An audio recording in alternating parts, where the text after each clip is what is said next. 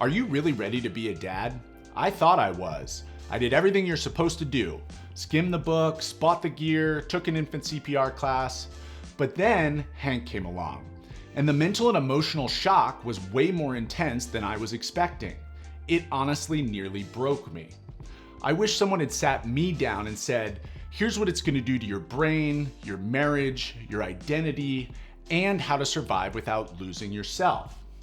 So in this video, I'll share 5 truths I learned the hard way, so you can cut down on the stress and focus on being present with your new baby. I'm Mark from Fathercraft. Let's get into it. Number 1, identity shift and guilt. Becoming a parent doesn't just add a new role to your life. It detonates your entire sense of self. One day you're a person who manages your own schedule, makes autonomous decisions, and can take a spontaneous nap. The next day, you're a support system for a tiny human who operates on no discernible logic and has never heard of your carefully constructed life plan. For me, the breaking point came about 3 weeks in. I hadn't slept for more than 2 hours at a time in days. I was back to work because paternity leave isn't a thing when you own a small business.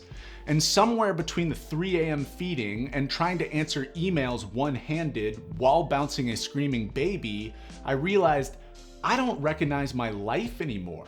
The freedom to just leave the house, to work uninterrupted, to exist as myself, not just as someone's dad, just gone. And then, because this needed to get worse, I felt this crushing guilt for even thinking that way.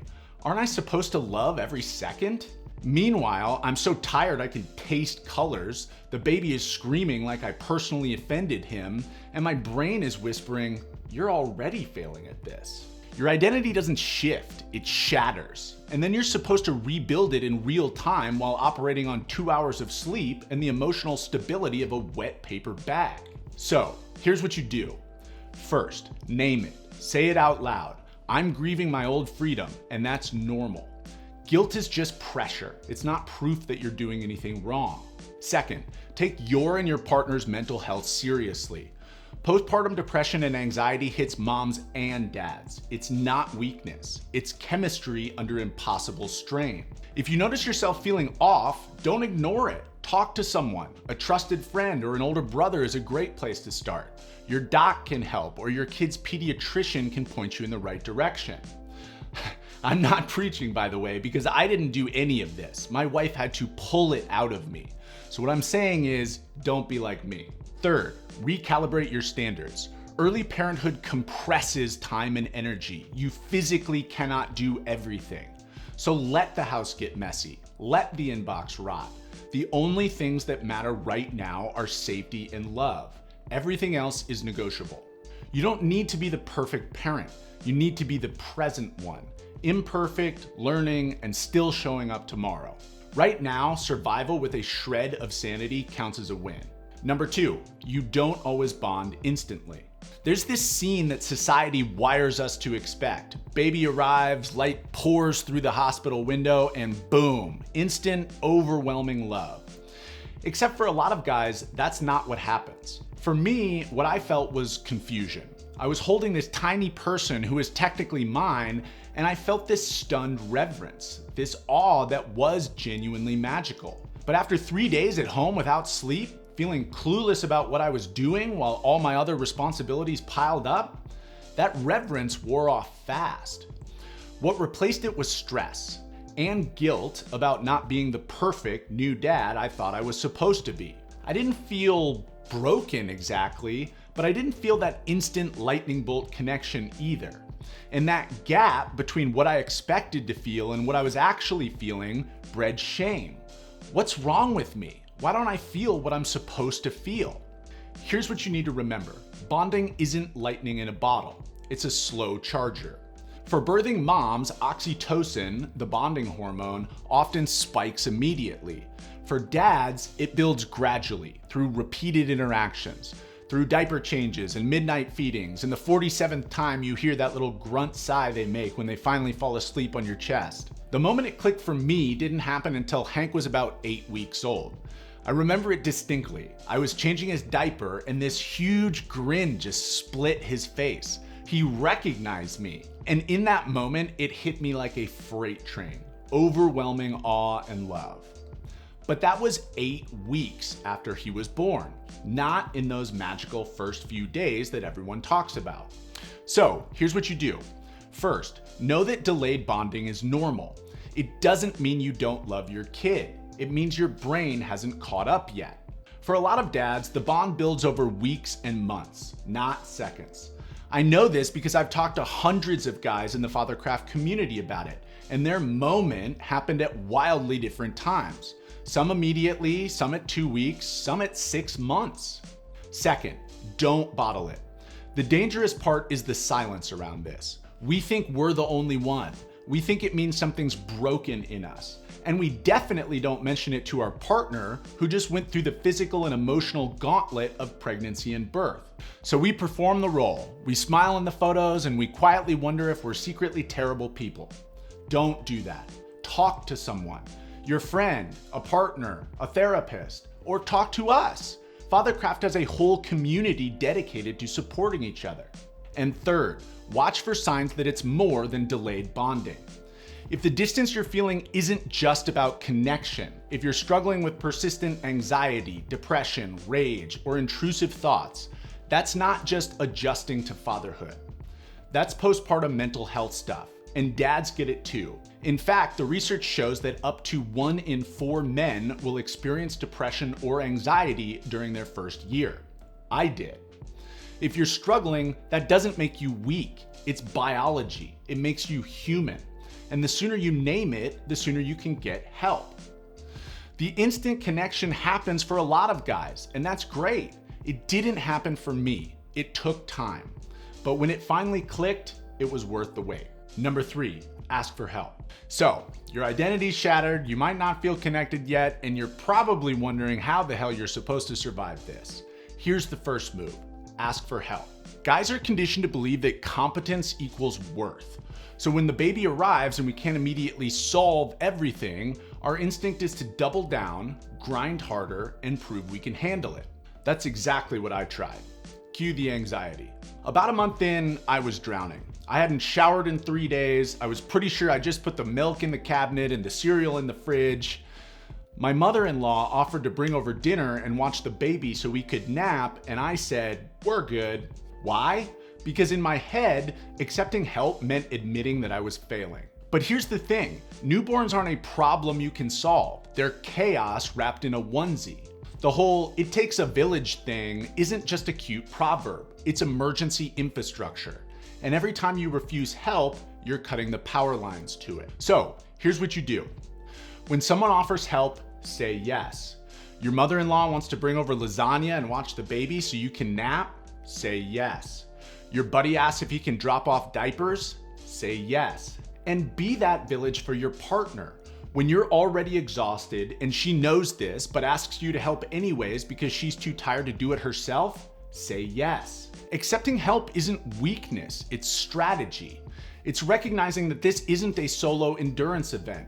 It's a relay race and you're allowed to hand off the baton.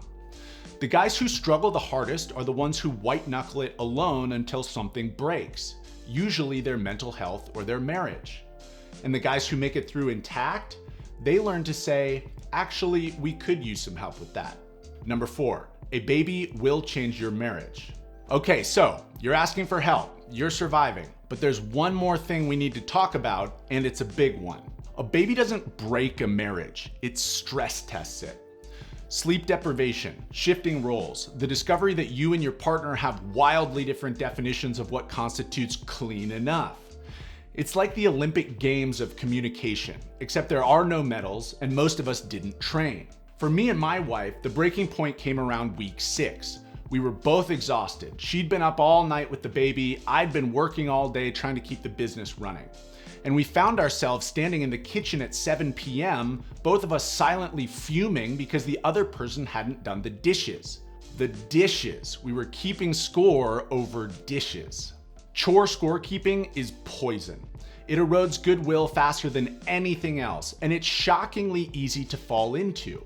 Because when you're feeling exhausted, every task feels monumental, and every imbalance feels personal. So instead of asking, why didn't they do this thing they normally do, I started asking, what kind of day did my wife have? Because if the dishes didn't get done, maybe she spent 6 hours trying to get the baby to nap and barely survived. If the laundry's still in the dryer, maybe she's operating on 2 hours of sleep and holding it together with spite and caffeine. Grace. You need to approach your partner with grace. She's going through one of the hardest things she'll ever experience, and so are you. And if you're both keeping score, you're both losing. Here's what you do. First, be patient. This phase is temporary, even if it feels eternal. Second, make yourself useful as fast as possible. Learn the baby's cues, take shifts. Don't wait to be asked, just do the thing. I leaned into this hard. I'm not saying I was super dad or anything, but I did change every diaper I could. Be useful. Third, do not keep score. Seriously. The second you start tallying who did more, the resentment spiral begins. You two are on the same team. It's you two against the problem. Remember that. And finally, I might get a few eye rolls on this one, but consider therapy as preventative maintenance, not when the house is on fire, before that. My wife and I have what I would consider a wonderful relationship, and we're generally great at communication. Even so, we did a few months of couples therapy after the initial newborn shock wore off, and it was significantly more helpful than I thought it would be. It gave us a neutral, safe place to say the hard things and way better tools to communicate under pressure. Think of therapy like installing smoke detectors and a sprinkler system. You don't wait until the house is burning. Your marriage will change, that's non-negotiable, but it doesn't have to break. It just has to bend. And if you bend together in the same direction, you'll get stronger. Number 5, getting your time back is your responsibility. Your marriage will change, your identity's in flux, but here's what you can control: getting pieces of yourself back. When the baby arrives, your world shrinks. Your schedule, your sleep, your sense of self, all compressed into a 3-hour feeding cycle. And everyone says, it's just a season. Sure, but seasons can last a long damn time if you never reclaim any of yourself. Here's the thing, the baby doesn't steal your time, you hand it over. One sacrifice at a time, one I'll do it later, one we can't go out, it's too complicated. And before you know it, you've disappeared. You're not a person anymore, you're just dad, a function, a role. And your entire identity is wrapped up in keeping this tiny human alive, which means that everything else, hobbies, friends, sanity, gets shelved indefinitely. For me, this hit around month 3. I realized I hadn't left the house for anything other than groceries or work in weeks. I hadn't seen friends. I hadn't done anything I actually enjoyed. I just vanished. And I felt guilty for even thinking about wanting time for myself. Shouldn't I be grateful? Shouldn't I just power through? Here's what I learned. Your kid needs a parent, not a martyr. You've probably heard the expression, you can't pour from an empty cup. It's about to get a lot more literal. You need to take care of yourself first, not because you're selfish, because you can't help anyone if you're drowning. It's why they tell you to put your oxygen mask on first before helping your child. The same principle applies here. So here's what you do. First, get out of the house with your partner without the baby. For coffee, for a walk, for a 20-minute ice cream date where you can feel like a human being instead of a diaper-changing robot. Grandma will have the time of her life with your baby, I promise you.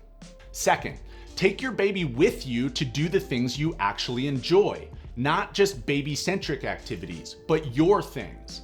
Breweries with patios, Home Depot, farmers markets, because babies are portable, and the sooner you figure that out, the sooner you can get pieces of your life back. Third, trade shifts with your partner so you both get time to recharge. Go to the gym, take the baby so she can go to yoga, see a friend. Small outings matter. They remind you that you still exist outside of this role. You're not just a support system, you're still you. And here's the kicker, when you take better care of yourself, you're a better dad for your kid.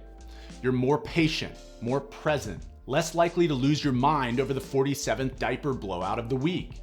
So don't wait for permission. Don't wait for your baby to give you time back. Take it deliberately and guilt-free. The best gift you can give your kid isn't a parent who sacrificed everything. It's a parent who still feels like a person. All right, that's it. You made it. And look, I know this is squishy emotional stuff, but dodging these conversations doesn't help anybody. Identity shifts, delayed bonding, asking for help, marriage stress, getting your time back. This is the stuff that lives in your head and keeps you up at night. And if you're about to become a new dad and want help getting ready, I've linked our readiness quiz below. It'll benchmark where you are. And if you want to dive in with both feet, our full course on preparing for parenthood is linked there too. Now, one last critical thing. We just spent this video on the mental game, but your mental game gets a whole lot easier when you also train the practical side. That's part 2, the tactical stuff. Baby wearing, feeding, filtering advice, knowledge and resources, gear, the things you can actually do to make this easier. Hit that subscribe button so you don't miss it. Adios.